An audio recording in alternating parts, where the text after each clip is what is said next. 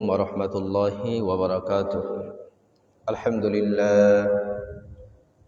لله نحمده ونستعينه ونستغفره ونؤمن به ونتوكل عليه ونعوذ بالله من شرور أنفسنا ومن سيئات أعمالنا. من يهده الله فلا مضل له ومن يضلله فلا هادي له.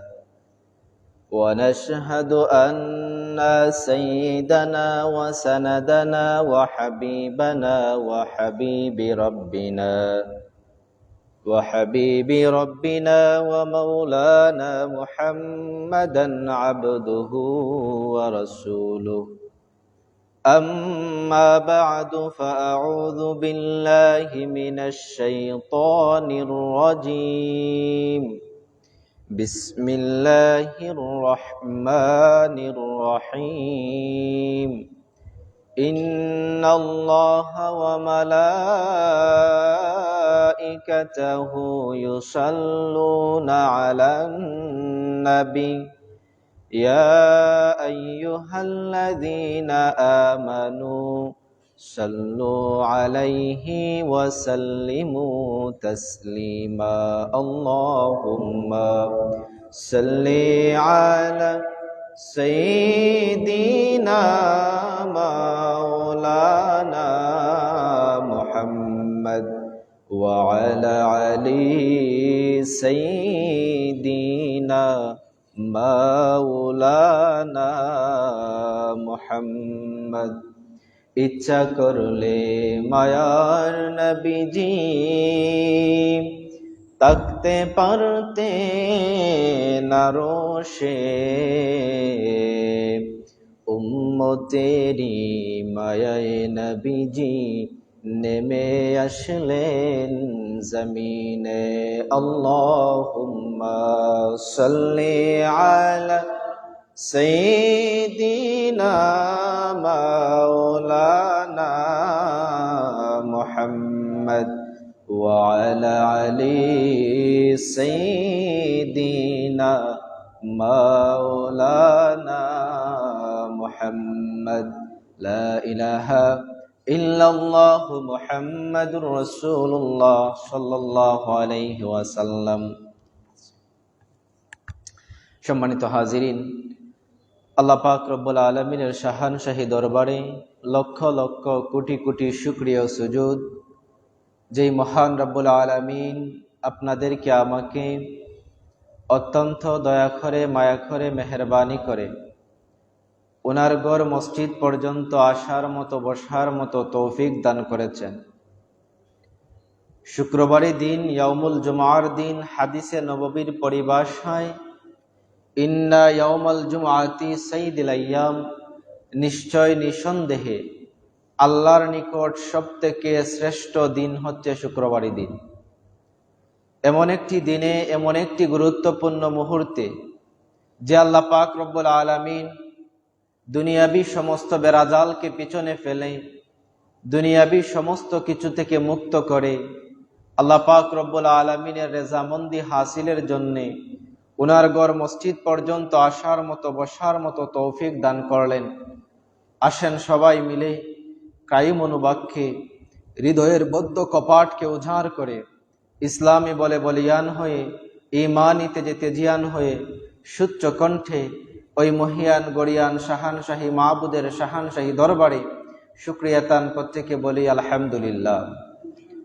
শুকর আদায় করছি নবিয়ুনা হাবিবুনা কুদওয়াতুনা সানাদুনা মুরশিদুনা ওয়া মাওলানা মুহাম্মদ সাল্লাল্লাহু আলাইহি ওয়াসাল্লামের উম্মত হিসেবে দুনিয়ার জমিনে আসতে পেরেছি। সম্মানিত হাজিরিন, গত জুমার মধ্যে আমাদের আলোচনার বিষয় ছিল হজ্জের গুরুত্ব এবং ফজিলত। হজ করলে আপনার জীবনে কি কি বেনিফিট পাবেন, কি কি উপকার পাবেন, হজ করার ফজিলত কি, আর যদি আপনার সামর্থ্য তাকে হজ না করেন তাহলে আপনার কি কি সমস্যা হতে পারে, এগুলা নিয়ে আলোচনা করেছিলাম। তো আমাদের মুসলিমদের ইতিহাসের মধ্যে আমাদের মুসলিমদের সবথেকে সম্মানিত দুইটা জায়গা, একটা জায়গার নাম হচ্ছে কাবা শরীফ, আর একটা জায়গার নাম হচ্ছে মদিনা শরীফ। এগুলা আমাদের হৃদয়ের মধ্যে স্থান পেয়ে রয়েছে। যেহেতু গত জুমায় আমরা হজ নিয়ে আলোচনা করেছি, আমরা সবাই হজ যখন আদায় করে ফেলি ওই সময় আল্লাহর হাবিব সাল্লাল্লাহু আলাইহি ওয়াসাল্লামের জিয়ারতের জন্য আমরা মদিনাতুল মুনাওয়ারার মধ্যে চলে যাই।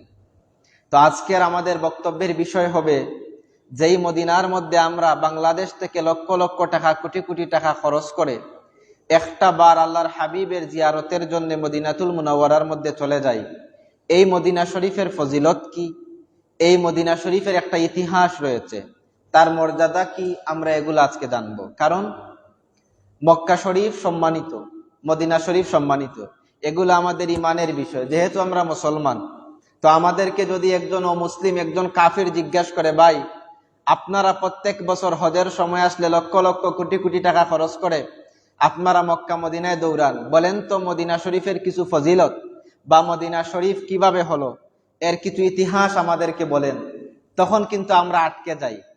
তো as a Muslim, as a মুমিন, একজন মুসলিম, একজন মুমিন হিসাবে আমাদের প্রত্যেকের এগুলা জানা দরকার, আমাদের জানা কর্তব্য মদিনা শরীফের গুরুত্ব এবং ফাদাইল, ফজিলত সম্পর্কে। আসেন সর্বপ্রথম আমরা জানব, আল্লাহ রাসূল সাল্লাল্লাহু আলাইহি ওয়াসাল্লাম জন্ম হয়েছে মক্কা শরীফে।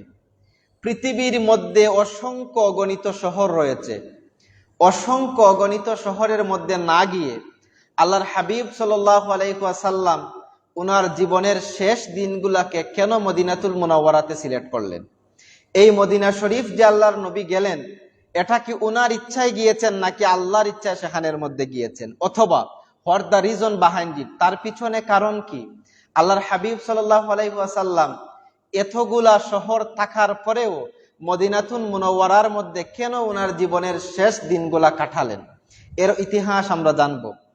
সম্মানিত হাজিরিন, আমরা সবাই জানি ইজহারুন নবুওয়াহ, আল্লাহর হাবিবের নবুওয়াতটা যখন প্রকাশিত হলো, 40 বছর বয়সে যখন প্রকাশিত হলো নবুওয়াত, এরপরে আল্লাহর হাবিব সাল্লাল্লাহু আলাইহি ওয়াসাল্লাম মক্কা শরীফে যখন ইসলামের দাওয়াত দিয়েছেন, অসংখ্য অগণিত জুলুম নির্যাতনের শিকার হয়েছেন। পৃথিবীর ইতিহাসের মধ্যে এরকম জুলুম এবং নির্যাতনের শিকার আর কোনো মানুষ হন নাই।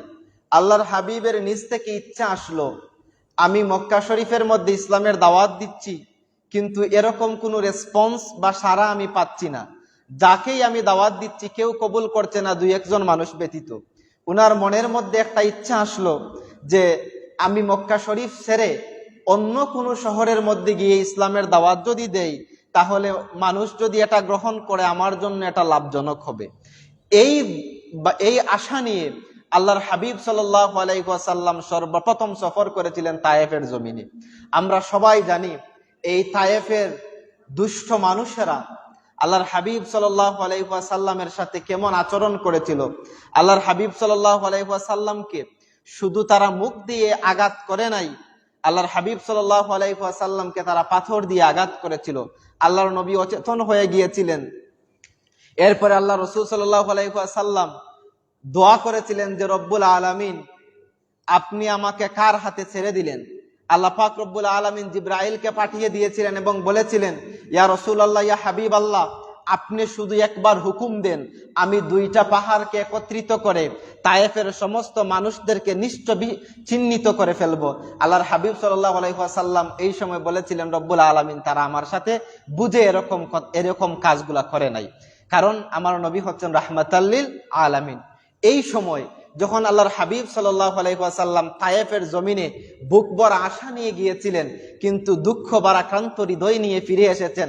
আল্লাহর হাবিব সাল্লাল্লাহু আলাইহি ওয়াসাল্লাম ঘুমন্ত অবস্থায় আল্লাহ পাক রব্বুল আলামিন উনাকে স্বপ্নের মধ্যে দেখালেন যে, ইয়া রাসূলুল্লাহ, ইয়া হাবিবাল্লাহ, আপনার জন্যে আমি হিজরতের জন্যে আপনার জন্য খেজুরের একটা ভূমিকে আমি আপনার জন্য চিহ্নিত করেছি। ইয়া রাসূলুল্লাহ, ইয়া হাবিবাল্লাহ, আপনি মক্কা শরীফ থেকে হিজরত করে ওই খেজুরের বেষ্টিত বাগান ভূমির মধ্যে আপনি সেখানের মধ্যে চলে যাবেন। আল্লাহর হাবিব সাল্লাল্লাহু আলাইহি ওয়াসাল্লাম নিদ্রা চলে গিয়েছে, ঘুম চলে গিয়েছে। আল্লাহর নবী ঘুম থেকে জাগ্রত হলেন। ঘুম থেকে জাগ্রত হওয়ার পরে আবার কন্টিনিউয়াসলি দাওয়াত দিতে শুরু করলেন মক্কার জমিনে। কিছুদিন পরে দেখা গেল হজের মৌসুম চলে আসলো। হজের মৌসুমের সময় মানুষেরা বিভিন্ন স্থান থেকে মক্কাতুল মুকাররমার মধ্যে আসে। তো আল্লাহর নবীর টার্গেট ছিল বিভিন্ন অনারবিক মানুষ যখন মক্কা শরীফের মধ্যে আসে, মিনার মাঠের মধ্যে তারা অবস্থান করে, তো আল্লাহর হাবিব সেখানের মধ্যে চলে যাইতেন, সেখানের মধ্যে গিয়ে তাদেরকে দিনের দাওয়াত দিতেন এবং উনার ইচ্ছা ছিল আমি যদি তাদেরকে দিনের দাওয়াত দেই আর তারা কোনো বড় একটা গোত্র যদি আমার দিনের দাওয়াতটুকু কবুল করে ফেলে, তাহলে ইনশাআল্লাহ আমার ইসলাম ধর্মটা প্রশস্ত হয়ে যাবে। কারণ মক্কা শরীফের মানুষ ব্যতীত আর কোনো মানুষ নাই। 3টা সিস্টেমে ইতিহাসের মধ্যে আমরা পাই মক্কা শরীফের মানুষগুলা 3 সিস্টেমের মধ্যে মক্কার মধ্যে বসবাস করত। এক নাম্বারের মানুষ ছিল যারা জন্মগত মক্কাবাসী, অর্থাৎ কুরাইশ যারা, তারা মক্কা শরীফের মধ্যে বসবাস করতে পারত। 2 নাম্বার যেই মানুষগুলা মক্কা শরীফের মধ্যে বসবাস করত, তারা হয়তো কুরাইশদের কোনো গুলাম অথবা কুরাইশদের কৃতদাস, তারা মক্কার মধ্যে বসবাস করত। 3 নাম্বার মক্কা শরীফের মধ্যে যারা বসবাস করত, মক্কা শরীফের কোনো মানুষ বলতে হবে উনি আমার আত্মীয় অথবা আমি উনাকে থাকার জন্য অনুমতি দিয়েছি। যেমন বর্তমান সময়ে আমরা যেইভাবে সৌদি আরবের মধ্যে যাই, তো আমাদের কি লাগে, সেখানের মধ্যে থাকতে হলে ভিসা লাগে। ভিসা ছাড়া আপনি সৌদি আরবে যাইতে পারবেন না, আপনার ডকুমেন্টারি লাগবে, এগুলা ছাড়া আপনি থাকতে পারবেন না। পুলিশ যখন আপনাকে ধরবে, আপনি যদি আপনার রিয়েল আকামা, ভিসা, পাসপোর্ট এগুলা দেখাতে না পারেন, পুলিশ আপনাকে বাংলাদেশ ফেরত দিয়ে দিবে। তো ঠিক সেম ভাবে তৎকালীন আরবের মধ্যে আপনি যদি মক্কার মানুষ না হন, তাহলে যদি আপনি মক্কার মধ্যে থাকতে চান, আপনাকে থাকতে হবে, এই মক্কা শরীফের মানুষ অনুমতি দিতে হবে আপনাকে, তখন আপনি মক্কার মধ্যে থাকতে পারবেন। তো এরকম মানুষ ছিল।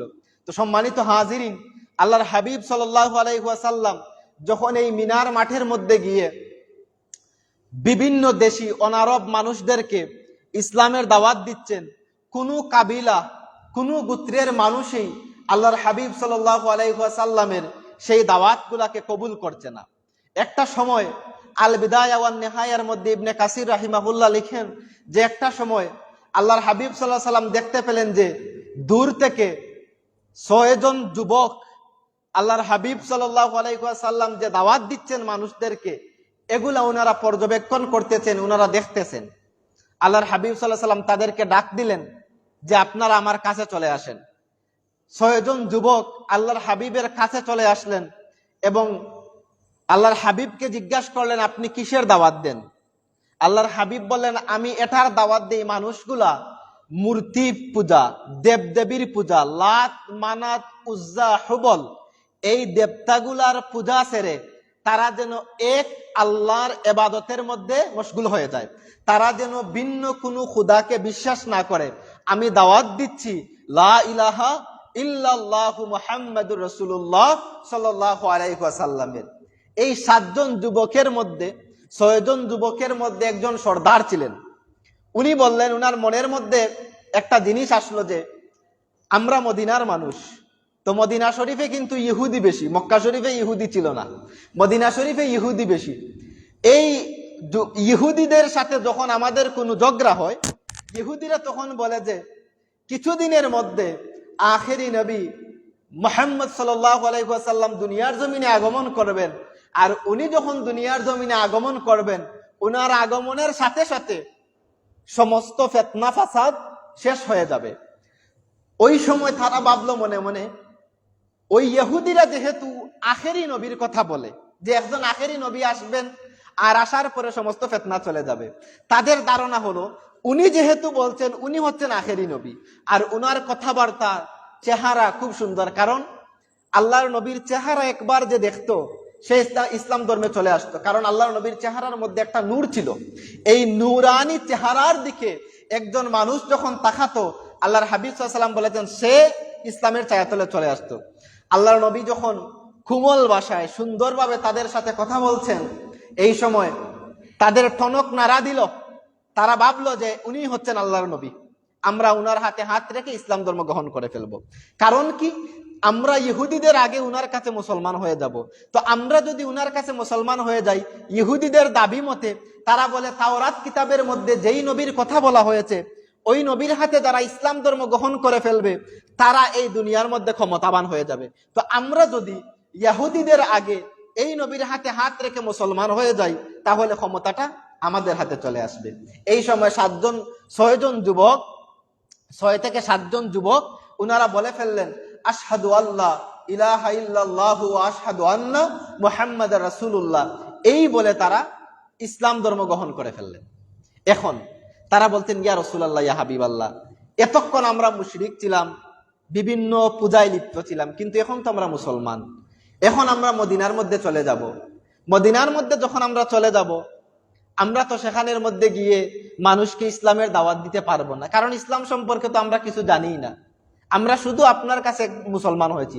আপনি একটা কাজ করেন, আপনার একজন সাহাবীকে আমাদের সাথে মদিনায় পাঠিয়ে দেন, উনি আমাদেরকে ইসলাম, জিকির, নামাজ, রোজা এগুলা শিক্ষা দিবেন, আর আমরা পরবর্তীতে উনার দেখে দেখে শিখবো, আর উনার কাছ থেকে শিখার ফলে আমরা মানুষদেরকে ইসলামের দাওয়াত দিব।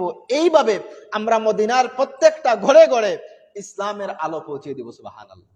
এই সময় আল্লাহর হাবিব সাল্লাল্লাহু আলাইহি ওয়াসাল্লাম একজন মানুষকে সিলেক্ট করলেন, একজন সাহাবী, উনার নাম ছিল মুসআব ইবনু উমাইর রাদিয়াল্লাহু তাআলা আনহু।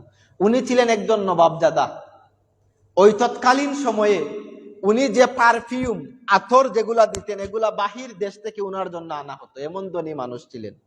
মুসআব ইবনু উমাইরের কাপড় মক্কা শরীফের কাপড় ছিল না, উনার কাপড় বাহির দেশ থেকে আনা হতো। এমনকি মক্কার সমস্ত যুবকের আইডল যিনি ছিলেন, চোখের মনি যিনি ছিলেন, উনি ছিলেন মুসআব ইবনে উমাইর। উনি যেইভাবে চুল কাটতেন, মক্কার সমস্ত যুবকেরা উনাকে দেখে দেখে সেইভাবে চুল কাটতো। উনি যেই রাস্তা দিয়ে হাঁটিয়ে যাইতেন, মক্কার সমস্ত মানুষেরা বুঝতো এই রাস্তা দিয়ে মুসআব ইবনে উমাইর হেঁটে গিয়েছেন। কারণ কি? উনি যেই দামি পারফিউম, উনি যেই দামি আতর ব্যবহার করেন, মক্কার কোনো মানুষের পক্ষে এরকম দামি আতর, এরকম দামি কাপড় পরা সম্ভব না। কিন্তু যেই দিন উনি ইসলাম ধর্ম গ্রহণ করলেন, উনার মা এবং উনার চাচা উনার কাছ থেকে সমস্ত আতর নিয়ে নিলেন। যেই মানুষটা বাড়া করা কাপড় বিদেশ থেকে এনে উনার গায়ের মধ্যে দিতেন, ইসলাম ধর্ম গ্রহণের ফলে উনার গায়ের মধ্যে কোনো কাপড়ই ছিল না। উনার গা থেকে সমস্ত কাপড়গুলা খুলে নেওয়া হলো। মুসআব ইবনে উমাইর মাত্র একখানা কম্বল গায়ে দিয়ে, একটা সিরা কম্বল গায়ে দিয়ে কোনো মন্তে লজ্জাস্থান ঢাকা যায়, এরকম কাপড় নিয়ে উনার মা উনাকে বন্দী করে রেখেছিলেন। বন্দিত্ব থেকে আল্লাহর হাবিব সাল্লাল্লাহু আলাইহি ওয়াসাল্লামের দরবারের মধ্যে চলে আসলেন। ইয়া রাসূলুল্লাহ, ইয়া হাবিবাল্লাহ, কিছুদিন আগে আমার জন্য বিদেশ থেকে কাপড় আসতো, আমি যখন আপনার দরবারের মধ্যে হাজির হয়েছি, ইয়া রাসূলুল্লাহ, ইয়া হাবিবাল্লাহ, আমার সমস্ত কাপড় আমার মা রেখে দিয়েছেন। কিছুদিন আগে ইয়া রাসূলুল্লাহ মক্কার সব থেকে দামি পারফিউম, মক্কার সব থেকে দামি আতর আমার জন্য আসতো। ইয়া রাসূলুল্লাহ, ইয়া হাবিবাল্লাহ, আজকে আমি মুসআব ইবনে উমাইরের পরার মতো একখানা কাপড় নাই, আমি একখণ্ড কম্বল পরে আপনার দরবারের মধ্যে চলে এসেছি। আল্লাহর হাবিব সাল্লাল্লাহু আলাইহি ওয়াসাল্লাম উনাকে দেখলেন আর উনি কেঁদে ফেললেন যে কি থেকে কি হয়ে গেল। ওই 6 জন যুবককে আল্লাহর হাবিব যখন বললেন যে আপনারা একজন শিক্ষক চাচ্ছেন যে আপনাদেরকে কোরআন মাজিদের শিক্ষা দিবেন, আমি মুসআব ইবনে উমাইরকে আপনাদের কাছে শিক্ষক হিসাবে পাঠিয়ে দিচ্ছি। আল্লাহর হাবিবের আদেশে মুসআব ইবনে উমাইর তাদের সাথে চলে গেলেন। তাদের সাথে চলে যাওয়ার পরে সেখানে মুসআব ইবনে উমাইর ইসলামের দাওয়াত দিলেন। কি পরে? পাঞ্জাবি, পাগড়ি এরকম কিছু ছিল না। এই যে একখানা কম্বল পরে ঘর থেকে বাহির হয়েছিলেন, এই একখানা কম্বল পরে মুসআব ইবনে উমাইর মদিনার সমস্ত মানুষের ঘরে ঘরে ইসলামের দাওয়াত দিলেন। আল্লাহর হাবিব বলেছেন, একা মুসআব ইবনে উমাইরের দাওয়াতে প্রত্যেকটা মদিনার ঘরে ঘরে ইসলামের দাওয়াত গিয়ে পৌঁছেছিল। বলেন সুবহানাল্লাহ। আল্লাহর হাবিব বলেছেন, যখন এই 6 জন যুবক মক্কা থেকে মদিনায় হিজরত করে চলে গেল, এখনো কিন্তু হিজরত হয় নাই, মদিনার মধ্যে এখন আল্লাহ রাসূল যান নাই, এখনো রাসূল মক্কার মধ্যে রয়েছেন। এই সময় আল্লাহর হাবিব সাল্লাল্লাহু আলাইহি ওয়াসাল্লাম সাহাবীদেরকে আদেশ দিলেন যে কিছুদিন পরে আমি মক্কা শরীফ থেকে মদিনা শরীফের মধ্যে হিজরত করব, আপনারা আগে আগে মদিনার মধ্যে চলে যান, আমি পিছনে আপনাদের পরে মক্কা শরীফ থেকে হিজরত করে মদিনার মধ্যে আসব। আল্লাহ রসুল সাল্লাল্লাহু আলাইহি ওয়াসাল্লামের আদেশ পেয়ে সমস্ত সাহাবীগণ এক এক করে হিজরত করে মক্কা শরীফ থেকে মদিনা শরীফের মধ্যে চলে গেলেন। সবাই গোপনে যাচ্ছেন, কেউ ওপেনে নয়, কারণ কাফিররা যদি দেখে উনাদেরকে মেরে ফেলবে। দুইজন মানুষ আমরা ইতিহাসের মধ্যে পাই, মক্কা শরীফ থেকে হিজরত করে মদিনা শরীফের মধ্যে দিনে দুপুরে সবাইকে বলেছেন আমি হিজরত করছি, সাহস যদি তাকে আমার সামনে চলে আসুন। এর মধ্যে একজন ছিলেন আমাদের নবীর চাচা হামজা রাদিয়াল্লাহু তাআলা আনহু। উনি বলেছিলেন যে আমি আগামীকালকে হিজরত করব, মক্কা থেকে মদিনায় যাব। মক্কা শরীফের মধ্যে কোনো বাবার সন্তানের যদি সাহস থাকে, আমি হামজার সামনে তরবারি নিয়ে দাঁড়ান, আমার সাথে যুদ্ধ করেন। একজন মানুষেরও সাহস হয় নাই হামজা রাদিয়াল্লাহু তাআলা আনহুর বিপক্ষে তরবারি নিয়ে দাঁড়ানোর, উনি হিজরত করে গিয়েছেন। দুই নম্বর আরেকজন মানুষ প্রকাশ্যে মক্কা থেকে মদিনায় হিজরত করে গিয়েছেন, উনি ছিলেন উমর রাদিয়াল্লাহু তাআলা আনহু। উনি বলেছেন যে মক্কা শরীফের মধ্যে কেউ যদি চায় তার স্ত্রীকে বিধবা বানাক, কেউ যদি চায় তার সন্তানকে এতিম বানাক, কেউ যদি চায় তার মা বাবাকে সন্তান হারার বেদনায় কাঁদাক, তাহলে সে যেন তরবারি নিয়ে আমি উমর ইবনে খাত্তাবের বিরুদ্ধে এসে দাঁড়াই। আমি উমর ইবনে খাত্তাব মক্কা শরীফ থেকে হিজরত করে মদিনায় যাচ্ছি। কোনো মানুষের সাহস হয় নাই যে উমর ইবনে খাত্তাবের সামনে এসে দাঁড়ানো। উমর ইবনে খাত্তাব প্রকাশ্যে দিনে দুপুরে হিজরত করে গিয়েছে। একে একে যখন সমস্ত সাহাবীরা মক্কা শরীফ থেকে হিজরত করে মদিনায় চলে গেলেন, মক্কার মানুষের মধ্যে একটা ধারণা আসলো, মুহাম্মদ সাল্লাল্লাহু আলাইহি ওয়াসাল্লামের সমস্ত সাহাবীরা হিজরত করে মদিনায় চলে যাচ্ছেন, নবীও চলে যাবেন কখন। কিন্তু তাদের একটা ধারণা, এই যেই মানুষ, এই মানুষটা যেখানে যাবেন সেখানের মধ্যে উনি মাঠ ধরে ফেলবেন। অর্থাৎ উনার যে কথাবার্তা, উনার যে লজিক, উনি যদি কোনো মানুষকে বলেন, উনার কথার সাথে সাথে মানুষগুলো আকৃষ্ট হয়ে যায়। তারা সিদ্ধান্ত নিল যে আল্লাহর হাবিব সাল্লাল্লাহু আলাইহি ওয়াসাল্লামকে তারা মেরে ফেলবে, মানে মক্কাতে যাইতে দিবে না, মক্কা শরীফ থেকে মদিনা শরীফের মধ্যে যাইতে দিবে না। তারা মিটিং বসালো।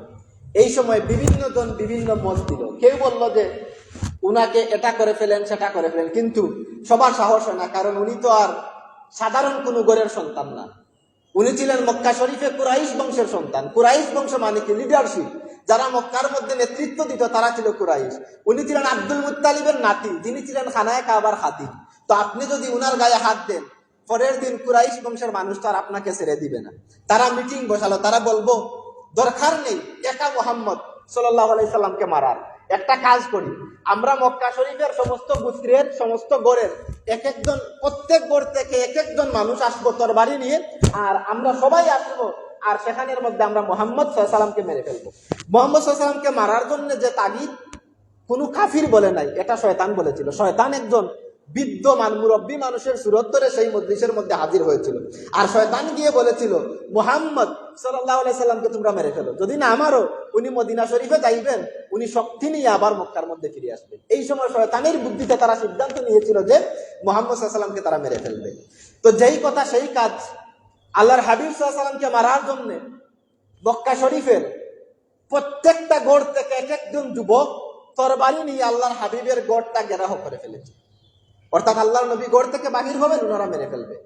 আল্লাহর হাবিব সাল্লাল্লাহু আলাইহি সাল্লামের কাছে আল্লাহ পাক রব্বুল আলামিন সাথে সাথে জিবরাইল আলাইহিস সালামকে প্রেরণ করেছেন, ইয়া রাসূলুল্লাহ, ইয়া হাবিবাল্লাহ, আপনার ঘরের বাহিরে মক্কার সমস্ত যুবকেরা তরবারি হাতে নিয়ে রয়েছে, ইয়া রাসূলুল্লাহ, ইয়া হাবিবাল্লাহ, আপনি যখনই ঘর থেকে বাহির হবেন আপনাকে তারা শেষ করে ফেলবে। আল্লাহর হাবিব সাল্লাল্লাহু আলাইহি সাল্লামকে আল্লাহ বললেন, ইয়া রাসূলুল্লাহ, ইয়া হাবিবাল্লাহ, আপনার হাত মুবারক থেকে লামুন, হাতের মধ্যে এক মুষ্টি মাটি নেন। আল্লাহর হাবিব হাতের মধ্যে এক মুষ্টি মাটি নিলেন এবং এই মাটিগুলা উনি ছেড়ে দিলেন। মাটি যখন নিক্ষেপ করলেন সামনের দিকে, আল্লাহ পাক রব্বুল আলামিন এই মাটির সামনের দিকে নিক্ষেপ করেছেন নবীজি, কিন্তু আল্লাহ এই মাটিকে চতুর্দিকে ছিটিয়ে দিলেন, আর এই বালু মাটিগুলা কাফেরদের চোখে এবং মুখের মধ্যে ঢুকে গেল, আর আল্লাহর নবী তাদের পাশ দিয়ে চলে গেলেন, তারা দেখলোই না। বলেন সুবহানাল্লাহ। আল্লাহ পাক রব্বুল আলামিন আমাদের নবীকে সেইভাবে হেফাজত করেছেন। নবীজি যখন মক্কা শরীফ থেকে হিজরত করে মদিনা শরীফের মধ্যে গেলেন, আমি যেই কথাগুলা বলছি মদিনা শরীফের মর্যাদা, মদিনা শরীফের মর্যাদা এবং ফজিলত, এখন গেলেন আল্লাহর নবী মদিনার মধ্যে। তো মদিনার মধ্যে যাওয়ার পরে যেদিন মদিনার মধ্যে গেলেন সেই দিনটা ছিল শুক্রবার, আর সেই দিন প্রথম আল্লাহর নবী জুমা, আজকে যে আমরা জুমা পড়ছি, আল্লাহর হাবিব সাল্লাল্লাহু আলাইহি ওয়াসাল্লাম মদিনা শরীফের মধ্যে যখন হিজরত করলেন সর্বপ্রথম সেখানের মধ্যে জুমার নামাজ পড়লেন। আজ সেখানের মধ্যে মসজিদ রয়েছে, সেই মসজিদের নাম হচ্ছে মসজিদুল জুমা। আল্লাহর নবী সর্বপ্রথম জুমা পড়েছেন মদিনা শরীফের মধ্যে। এখন আসেন, নবীজি যখন মদিনার মধ্যে গেলেন, মদিনার মধ্যে যাওয়ার পরে মদিনার সমস্ত মানুষ খুশিতে আত্মহারা। কারণ কি, আল্লাহর হাবিব সাল্লাল্লাহু আলাইহি ওয়াসাল্লাম আমাদের মধ্যে এসেছেন। আমরা দেখবেন মিলাদ শরীফের মধ্যে প্রায় সময় আমরা একটা কাসিদা গাই, তালা আল বাদরু আলাইনা মিন সানিয়াতিল ওয়াদা ওয়াজাবাশ শুকরু আলাইনা মাদা আলিল্লাহ হিদা। আল্লাহর হাবিব যখন মক্কা থেকে মদিনায় হিজরত করে গিয়েছিলেন, মদিনার ছোট্ট ছোট্ট শিশুরা রাস্তার দুই পাশে দাঁড়িয়েছিল এবং তারা বলেছিল, তালা আল বাদরু আলাইনা মিন সানিয়াতিল ওয়াদা, আমাদের কাছে পূর্ণিমার চাঁদ মুহাম্মদুর রাসূলুল্লাহ সাল্লাল্লাহু আলাইহি ওয়াসাল্লামের আগমন হয়েছে, ওয়াজাবাশ শুকরু আলাইনা, আমাদের উপর ওয়াজিব হয়ে গিয়েছে এই পূর্ণিমার চাঁদ মুহাম্মদুর রাসূলুল্লাহ সাল্লাল্লাহু আলাইহি ওয়াসাল্লামের শুকরিয়া আদায় করা। এই যে কাসিদা আল্লাহর হাবিব সাল্লাল্লাহু আলাইহি ওয়াসাল্লামের শানে মদিনার ছোট্ট ছোট্ট আনসার বাচ্চারা গেয়েছিল, এইগুলো আমরা মিলাদ শরীফ যখন পড়ি এই সময় আমরা এগুলা গাই। তো আল্লাহর নবী গেলেন মদিনাতুল মুনাওয়ারার মধ্যে। এখন মদিনার মানুষ তো সবাই মেহমানদারিতে ব্যস্ত, কারণ আল্লাহর নবী যার ঘরের মধ্যে মেহমানদারি করবেন, উনার মান, উনার সম্মান, উনার ইজ্জত, উনার মর্যাদা আল্লাহ বাড়িয়ে দিবেন। এই সময় সবাই বলছে, ইয়া রাসূলুল্লাহ আমার ঘরের মধ্যে আসুন। আরেকজন বলছে, ইয়া রাসূলুল্লাহ আমার ঘরের মধ্যে আসুন। আরেকজন বলছে, ইয়া রাসূলুল্লাহ আমার ঘরের মধ্যে আসুন। কিন্তু আল্লাহর নবী কারো ঘরের মধ্যে দান নাই। উনি বললেন, আমি আমার উট ছেড়ে দিলাম, আমার উট যার ঘরের মধ্যে চলে যাবে আমি তার ঘরের মধ্যে গিয়ে বসবো, অর্থাৎ আমি তার ঘরের মেহমান হব। দেখা গেল আল্লাহর হাবিবের উট ছেড়ে দেওয়া হলো। আল্লাহ রাসূল সাল্লাল্লাহু আলাইহি ওয়াসাল্লামের উট যাইতে যাইতে একটা ঘরের মধ্যে গিয়ে থামলো। সেই ঘরের মধ্যে আল্লাহর হাবিব সাল্লাল্লাহু আলাইহি ওয়াসাল্লাম গিয়ে উঠলেন। যখন আল্লাহর হাবিব সাল্লাল্লাহু, আবু আকিল আল আনসার, উনার নামটা এক্স্যাক্টলি আমার মনে আসছে না সাহাবীর নামটা, যে উনার ঘরের মধ্যে আল্লাহর হাবিবের উট সেখানের মধ্যে বসলো এবং সেখানের মধ্যে উনি চলে গেলেন। ওই সময় উনি ধনী মানুষ ছিলেন। উনার তৎকালীন সময়ে দুতলা ঘর ছিল। দুতলা ঘর বলতে আজকে আমাদের যেভাবে দুতলা ঘর এরকম না, কাঠ দিয়ে দুতলা ঘর, অর্থাৎ একতলা নিচে কাঠ দিয়ে উপরের মধ্যে আপনার ঢালাই করা, উপরের আরেকতলা। তো আল্লাহ রাসূল সাল্লাল্লাহু আলাইহি ওয়াসাল্লামকে উনি বললেন, ইয়া রাসূলুল্লাহ, ইয়া হাবিবাল্লাহ, আপনি আমার ঘরের মধ্যে মেহমান হয়েছেন। ইয়া রাসূলুল্লাহ, ইয়া হাবিবাল্লাহ, আপনি একটা কাজ করেন, আপনি নিচে থাকেন, আপনি উপরের রুমে থাকেন আর আমি নিচের রুমে থাকবো। ইয়া রাসূলুল্লাহ, ইয়া হাবিবাল্লাহ, আপনি যদি নিচে থাকেন আর আমি উপরে থাকি, ইয়া রাসূলুল্লাহ, এটা বেয়াদবি হবে, আমার পক্ষে থাকা সম্ভব হবে না। এটা ছিল তাজিম, আল্লাহ রসুলের প্রতি তাজিম এবং সম্মান। তো একটা সময় দেখা গেল আল্লাহ রসুল বললেন, দেখেন আমি এখানের মধ্যে এসেছি, অনেক মানুষ আমার সাথে জিয়ারত করতে আসবে, আমার সাথে দেখা করার জন্য আসবে। তো আমি যদি উপরের তলায় থাকি, দেখা যাবে মানুষ আমার সাথে দেখা করার জন্য উপরের তলার মধ্যে উঠবে। তো তোমার ফ্যামিলি, তোমার পরিবার রয়েছে, তাদের অসুবিধা হবে। একটা কাজ করেন, তুমি উপরের তলায় থাকো আর আমি নবী নিচের তলায় থাকি। যেই কথা সেই কাজ, উনি কোন মতে রাজি হলেন উপরের তলায় থাকা। উনি বলছেন যে আমি আর আমার স্ত্রী ছিলাম, আর আমাদের কোনো সন্তানাদি ছিল না, আর আল্লাহ রাসূল সাল্লাল্লাহু আলাইহি ওয়াসাল্লাম নিচে, উনারা উপরে। উনি বলছেন, আমরা কখনো, যতদিন পর্যন্ত আল্লাহর হাবিব আমাদের ঘরের মধ্যে ছিলেন, কখনো আমরা ঘরের মাঝ দিয়ে স্বামী স্ত্রী হাঁটি নাই। আমরা দেয়াল ঘেঁষে ঘেঁষে ঘরের চতুর্দিক দিকে হাঁটতাম। কারণ কি, আল্লাহর হাবিব আমাদের পায়ের নিচে রয়েছেন, অর্থাৎ নিচতলার মধ্যে আল্লাহ রসুল রয়েছেন।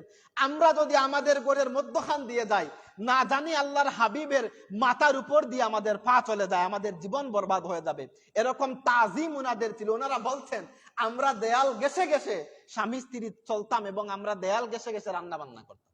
উনি বলছেন, আল্লাহর নবী যতদিন আমার ঘরের মধ্যে ছিলেন, কখনো আমরা 2 প্লেট খাবার রান্না করি নাই, আমরা 1 প্লেট খাবার রান্না করতাম। 1 প্লেট খাবার রান্না করে আল্লাহর নবীর কাছে পাঠিয়ে দিতাম। আল্লাহর নবী আগে খাবার খাইতেন। আল্লাহর নবী খাবার খেয়ে যেই খাবারগুলা উপরিত, আমি এবং আমার স্ত্রী আমরা দুজন মিলে ওই খাবারগুলা খাইতাম। সুবহানাল্লাহ। এরকম তাজিম, এরকম ইজ্জত ছিল আল্লাহর হাবিবের প্রতি।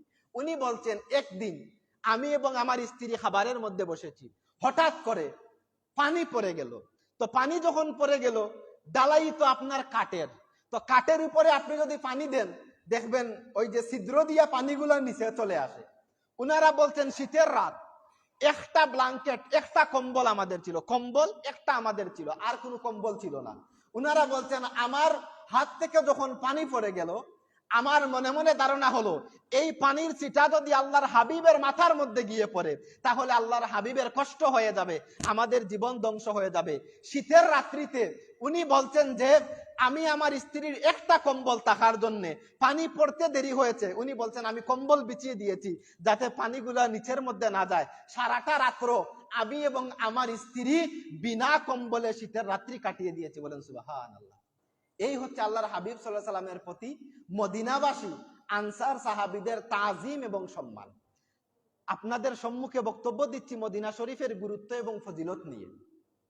এবার আসেন, মদিনা শরীফের মধ্যে রয়েছে কি? আমরা শুধু মদিনা শরীফের মধ্যে যাই, মদিনা শরীফের মধ্যে কি আছে? অনেক কিছু আছে। মদিনা শরীফের মধ্যে রয়েছে মসজিদে নববী। আল্লাহর হাবিব বলেছেন 3 মসজিদ ছাড়া আপনারা আর কোনো মসজিদের মধ্যে সফর করবেন না সওয়াবের উদ্দেশ্যে।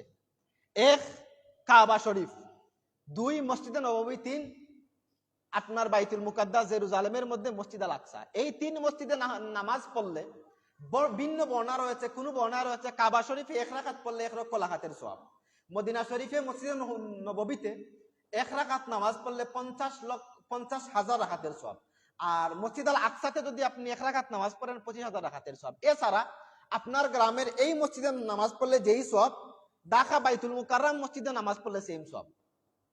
আর কোন মসজিদের মধ্যে যাবেন না। তাহলে মদিনা শরীফের মধ্যে আপনি যখন যাবেন তখন চেষ্টা করবেন যে আল্লাহর হাবিব সাল্লাল্লাহু আলাইহি ওয়াসাল্লামের রওজায়ে আতরের মধ্যে যে মসজিদে নববী সেখানের মধ্যে নামাজ পড়া। 2 নম্বর, আল্লাহর নবী যেখানে বসে খুতবা দিতেন মসজিদে নববী যেই মিম্বর শরীফ, আর আল্লাহর হাবিব সাল্লাল্লাহু আলাইহি ওয়াসাল্লামের রওজা শরীফ, উনি বলেছেন এটা হচ্ছে জান্নাতের একটা অংশ। তাহলে আপনি যদি দুনিয়ার জমিনে থেকে জান্নাতের একটা ফিল নিতে চান তাহলে আপনি আল্লাহ রসুলের রওজা এবং এই মসজিদে নববীর মিম্বরের মধ্যবর্তী যেই জায়গা এখানের মধ্যে উবান, আল্লাহর নবী বলছেন এই জায়গাটা হচ্ছে রাওদাতুম মির রিয়াদিল জান্নাহ, জান্নাতের একটা অংশ। তাহলে আমরা 2টা জিনিস পাইলাম, প্রথমত মসজিদ, দ্বিতীয়ত পাইলাম এখানের মধ্যে আল্লাহ রসুল বলেছেন জান্নাতের অংশ রিয়াদিল জান্নাহ। এরপরে মেইন যে জিনিস এখানের মধ্যে রয়েছে জিয়ারাতে রাসূল সাল্লাল্লাহু আলাইহি ওয়াসাল্লাম, অর্থাৎ আল্লাহর হাবিব সাল্লাল্লাহু আলাইহি ওয়াসাল্লামের রওজা, সেখানের মধ্যে জিয়ারত। অনেকে দেখবেন হজে যান, হজে যাওয়ার পরে উনারা কি করেন, বাড়িতে চলে আসেন, মদিনা শরীফের মধ্যে যান না। তো মদিনা শরীফের মধ্যে যদি আপনি না যান তাহলে আপনার হজটা কেমনে হলো? অনেকে বলে মদিনা শরীফ যাওয়া হজের অংশ না। কেন? হজ আসছে কার জন্য? নামাজ আসলো কার জন্য? আল্লাহর হাবিব যদি দুনিয়ার জমিনে আসতেন না তাহলে হজ আপনি পাইতেন কিভাবে আর নামাজ আপনি পাইতেন কিভাবে? তো যার উসিলায় হজ আসলো, যার উসিলায় মক্কা আসলো, যার উসিলায় সবকিছু হলো, উনার জিয়ারতের মধ্যে আপনি যাবেন না, এটা কি করে হয়? আল্লাহর হাবিব সাল্লাল্লাহু আলাইহি ওয়াসাল্লাম বলছেন যে ব্যক্তি হজ আদায় করলো কিন্তু আমার জিয়ারত করলো না সে আমাকে কষ্ট দিল। অর্থাৎ আপনি হজ আদায় করলেন কিন্তু মদিনা শরীফের মধ্যে গেলেন না, রওজায়ে রাসূলের মধ্যে গিয়ে আসসালাতু ওয়াসসালামু আলাইকা ইয়া রাসূলুল্লাহ বললেন না, আল্লাহ রাসূল সাল্লাল্লাহু আলাইহি ওয়াসাল্লাম বলছেন সে আমাকে কষ্ট দিল। আর আল্লাহর হাবিবকে যদি আপনি কষ্ট দেন, আপনি কি বলেন যে আপনি হজ করে জান্নাতে যাবেন আর আল্লাহ আপনার হজ কবুল করে ফেলবেন? কারণ আল্লাহর হাবিবের শাফায়াত ছাড়া কোনো মানুষের পক্ষে জান্নাতে যাওয়া সম্ভব না। আল্লাহর নবী বলছেন মান যারা কাবরি বাদা মাউতি ওয়াজাবাত লাহু শাফাআতি, মান যারা কাবরি, যেই ব্যক্তি আমি নবীর ইন্তেকালের পরে আমি নবীর রওজায়ে আতর জিয়ারত করলো, ওয়াজাবাত লাহু শাফাআতি, আমি নবীর জন্য কাল কিয়ামতের ময়দানে তাকে শাফায়াত করা ওয়াজিব হয়ে যাবে। আর আল্লাহর নবী যদি কিয়ামতের ময়দানে আপনাকে শাফায়াত করে ফেলেন, আল্লাহর প্রতি ওয়াজিব হয়ে যায় আপনাকে জান্নাতের মধ্যে দেওয়া। তাহলে হজ আদায় করলেন, মদিনার মধ্যে গেলেন না, নবীর শাফায়াত থেকে আপনি বঞ্চিত হয়ে যান। আল্লাহ যাদেরকে তৌফিক দান করেছেন মদিনার মধ্যে যাবেন, সেখানের মধ্যে গিয়ে আল্লাহর হাবিবের জিয়ারত নসিব করবেন। যদি সেখানের মধ্যে যান, আল্লাহর নবী বলছেন কাল কিয়ামতের ময়দানে আপনাকে শাফায়াত করবেন। এই প্রেক্ষিতে কোরআনের মধ্যে আল্লাহ পাক রব্বুল আলামিন একটা আয়াত বলেছেন যে কেউ যদি গুনাহের কাজ করে ফেলে, আয়াতটা সূরা নিসার 64 অথবা 65 অথবা 66 নাম্বার আয়াত, এক্স্যাক্টলি মনের মধ্যে আসছে না, যে কোনো মানুষ যদি তার নিজের প্রতি জুলুম করে, অর্থাৎ নফসের প্রতি কি করে, জুলুম করে, গুনাহের কাজ করে, জাউকা, এবং আপনার কাছে চলে যায়। দেখেন, আপনি গুনার কাজ করেছেন, আল্লাহ সূরা নিসার মধ্যে বলেছেন গুনার কাজ করার পরে জাউকা, সে যদি আমার নবীর দরবারের মধ্যে চলে যায়, ফাস্তাগফারা লাহুমুর রাসূল, আর রাসূল সাল্লাল্লাহু আলাইহি ওয়াসাল্লাম যদি কি করেন, সুপারিশ করেন, লাওয়াজাদুল্লাহ, সে আল্লাহকে পাবে তাওয়াবার রাহিমা, তাওবা কবুলকারী হিসাবে। অর্থাৎ তার সারমর্ম হচ্ছে, আপনি যখন গুনাহ করবেন, আপনি নবীর রওদার মধ্যে চলে যাবেন, সেখানের মধ্যে গিয়ে আপনি কান্নাকাটি করবেন, আর আল্লাহর নবী যদি রওদায়ে আতর থেকে আপনার এই কান্নাকাটির পক্ষে আল্লাহর কাছে সাফায়াত করেন, আল্লাহ বলছেন লাওয়াজাদুল্লাহ তাওয়াবার রাহিমা, ওই বান্দা আমি আল্লাহকে তওবা কবুলকারী হিসাবে পাবে। কিভাবে? আমি একটা ঘটনা আপনাদেরকে বলি, যে আল্লাহর হাবিবের ইন্তেকালের পরে একজন বেদুইন গ্রাম্য মানুষ, যে এত কিছু বুঝে না, আল্লাহর হাবিবের রওদায়ে আতরের মধ্যে চলে আসলো এবং পাশের মধ্যে বসে পড়লো এবং বসে সূরা নিসার সেই আয়াত তেলাওয়াত করতে শুরু করলো, যে আল্লাহ পাক রব্বুল আলামিন বলেছেন, কেউ যদি গুনাহের কাজ করে জাউকা, এরপরে আপনার কাছে চলে আসে, আর রাসূল সাল্লাল্লাহু আলাইহি ওয়াসাল্লাম যদি এই তার পক্ষে সাফায়াত করেন, লাওয়াজাদুল্লাহ তাওয়াবার রাহিমা, আল্লাহ পাক রব্বুল আলামিন ওই বান্দাকে তওবা কবুল করবেন, ওই বান্দার গুনাহসমূহ ক্ষমা করে দিবেন। এইভাবে আল্লাহর বান্দা কান্নাকাটি করতেছে রওজায়ে আতরের মধ্যে বসে বসে। পাশের মধ্যে একজন আলিম মানুষ, উনিও রওজায়ে আতরের মধ্যে বসে বসে জিয়ারত করতেছেন এবং পড়তেছেন। এরপরে সে একটা কবিতা পড়লো, গ্রাম্য মানুষ, আর ওই আলিম উনার দিকে তাকাচ্ছেন, আর উনি বলতেছেন যে উনি কি পড়তেছেন, আর এই গ্রাম্য মানুষ এই আয়াতগুলা পড়ছে আর কবিতাগুলা পড়ছে, আর তার চক্ষু থেকে অঝর ধরায় পানি জর্জরিত হচ্ছে। কিছুক্ষণ পরে গ্রাম্য বেদুইন মানুষ আল্লাহ রসুলের রওদা জিয়ারত শেষ করে চলে গেল। আলিম বলছেন, আমিও জিয়ারত করে রওদায়ে মুবারকের একটা কুঠির মধ্যে হেলান দিয়ে আমি ঘুমিয়ে পড়লাম। সাথে সাথে আমি দেখি আল্লাহর হাবিব আমার স্বপ্নের মধ্যে চলে এসেছেন এবং বলেছেন, হে আলিম, আমার এই বন্ধু, আমার এই গোলামকে গিয়ে বলে ফেলো, আমি মুহাম্মদুর রাসূলুল্লাহ সাল্লাল্লাহু আলাইহি ওয়াসাল্লাম তার পক্ষে শাফায়াত করেছি এবং আল্লাহ তার সমস্ত গুনাহকে ক্ষমা করে দিয়েছেন। বলেন সুবহানাল্লাহ। তাহলে আকীদা কি? এই গ্রাম্য মানুষ যদি ১৫০০ বছর আগে আল্লাহর হাবিবের রওদায়ে আতরের মধ্যে গিয়ে কান্নাকাটি করে, আর আল্লাহর হাবিব যদি তার ব্যাপারে শাফায়াত করার কারণে আল্লাহ পাক রব্বুল আলামিন সমস্ত গুনাহকে ক্ষমা করে দেন, আজ ১৫০০ বছর পরে উম্মত যখন আল্লাহর হাবিবের রওজায়ে আতরের মধ্যে যাবে, সেখানের মধ্যে তাজিম রেখে আল্লাহর হাবিবকে যদি সালাতু সালাম দেন, আল্লাহর হাবিব বলেছেন উনিও আমাদের পক্ষে শাফায়াত করবেন। এই হচ্ছে মদিনা শরীফের মর্যাদা। আরো অনেক মর্যাদা রয়েছে, তার মধ্যে একটা মর্যাদা হচ্ছে, আল্লাহর নবী বলেছেন, কেউ যদি বিদ্ধ হয়ে যায়, সে মনে মনে ভাবে আমি মারা যাব, এরকম একটা অবস্থা, সে যেন মদিনার মধ্যে চলে যায়।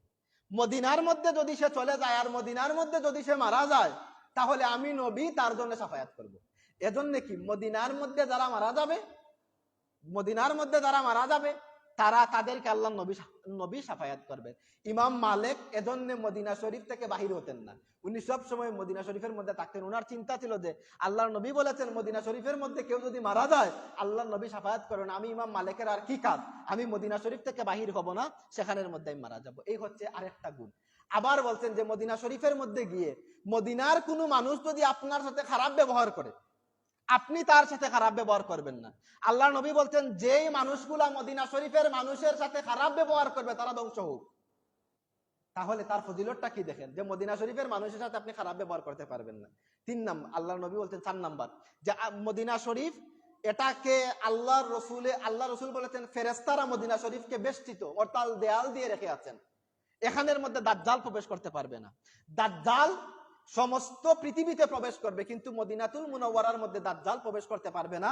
আল্লাহ রব্বুল আলামিন উনার রহমতের ফেরেশতা দিয়ে দেয়াল দিয়ে মদিনা শরীফকে রেখে দিয়েছেন। এরপরে শুধু এখানেই শেষ না, আল্লাহর নবী দোয়া করেছেন, আল্লাহ রব্বুল আলামিন আপনি মদিনা শরীফের মধ্যে বরকত দান করুন, যেইভাবে মক্কা শরীফের মধ্যে বরকত দান করেছিলেন, আর এবং মক্কা শরীফ থেকে বেশি বরকত আপনি মদিনা শরীফের মধ্যে দান করে দেন। কারণ কেন? যেখানে মক্কার নিজের জন্মভূমিতে আল্লাহর নবী থাকতে পারেন নাই, উনারা রেখে নাই, উনারা নির্যাতন করে উনাকে মদিনার মধ্যে পাঠিয়ে দিয়েছে। এজন্য আল্লাহ রাসূল সাল্লাল্লাহু আলাইহি ওয়াসাল্লাম মদিনা শরীফের মধ্যে এত এত দোয়া করেছেন। তো আজকে আমি যেইগুলো বললাম যে আমরা যখন মদিনার মধ্যে যাব, আমরা দেখা যায় মারামারি, কাটাকাটি, খানি নিয়ে মারামারি, হজের জন্য যারা যান স্বাভাবিক বিষয়, জিয়ারত থেকে লাগে উনি না খাইলে মারা যাবেন, এরকম একটা অবস্থা দেখা যায় যে নিউজ হয়, এগুলা নিউজ মিডিয়ার মধ্যে নিউজ আছে, হজের মধ্যে গিয়ে টাকা নিয়ে মারামারি, খাওয়া নিয়ে মারামারি। আল্লাহ নবী বলছেন মক্কা শরীফ যেমন হারাম, হেরেম শরীফ মানে কি? আপনি বাড়ির মধ্যে বসলে যেই কাজগুলা করতে পারবেন মক্কা শরীফের মধ্যে এগুলা করতে পারবেন না। সেখানের মধ্যে আপনি আপনার স্ত্রীর সাথে রসালো আলাপ করতে পারবেন না। সেখানের মধ্যে আপনি কোনো পশু শিকার করতে পারবেন না, কোনো মানুষের সাথে উচ্চ গলায় কথা বলতে পারবেন না, কোনো মানুষকে আপনি গালি দিতে পারবেন না। সেম ভাবে আল্লাহর নবী বলেছেন যে ইব্রাহিম আলাইহিস সালাতু সালামের দোয়ার বদৌলতে আপনি মক্কা শরীফকে হেরেম শরীফ বানিয়েছেন, আর আমি নবী দোয়া করছি আমার মদিনা শরীফকেও আপনি হেরেম শরীফ বানিয়ে দিন। এজন্য মদিনার মধ্যে যখন আপনি যাবেন, আপনি সেখানের মধ্যে গিয়ে উচ্চ কণ্ঠে কথা বলবেন না, সেখানের মধ্যে গিয়ে আপনি খারাপ কাজ করবেন না, সেখানের মধ্যে গিয়ে আপনি মানুষকে গালি দিবেন না। আপনি হজের মধ্যে যদি যান, খাবারটা যদি আপনার কম হয়ে যায়, ধৈর্য ধরে চলে আসবেন, কারণ আপনার নবী বলেছেন মদিনা হচ্ছে হেরেম শরীফ। আল্লাহ পাক রব্বুল আলামিন আমাদেরকে যেন পুঙ্খানু রূপে মদিনাতুল মুনাওয়ারার প্রতি তাজিম এবং সম্মান করার তৌফিক দান করেন। সবাই বলুন আমিন। ওয়া আখির দাওয়ানা আলহামদুলিল্লাহি রাব্বিল আলামিন। দুরূদ শরীফ।